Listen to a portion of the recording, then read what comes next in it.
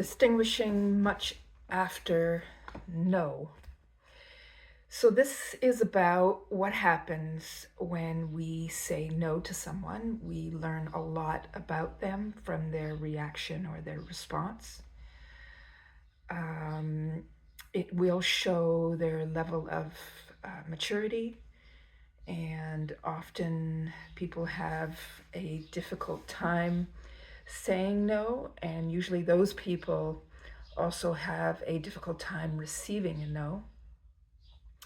This reminded me of a story about my daughter when she was little. She was almost 3 years old, and we went on our yearly trip to Australia. Her grandmother on her father's side used to pay for us to go visit her.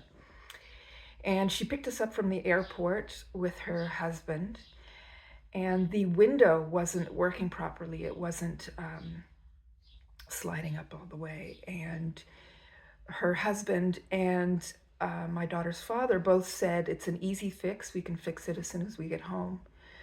But being who she was, she absolutely refused and had a literal temper tantrum in the vehicle with arms flailing and yelling and screaming, and she got her way.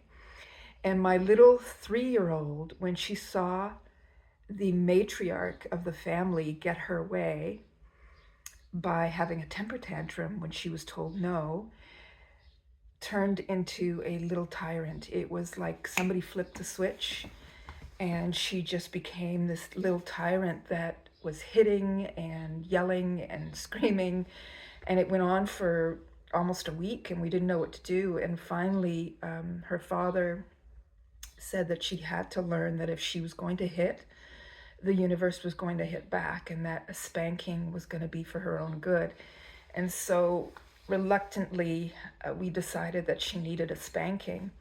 And that was the first and only time we had to spank her, because it totally did the trick. It served its purpose, and she turned back to the little darling that she was, and still is to this day.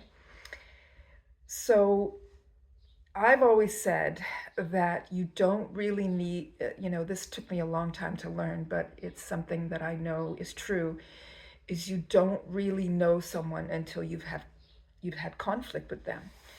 And the conflict will bring out all of the ways that people learn to cope. And often that is when you say no or put up your boundaries.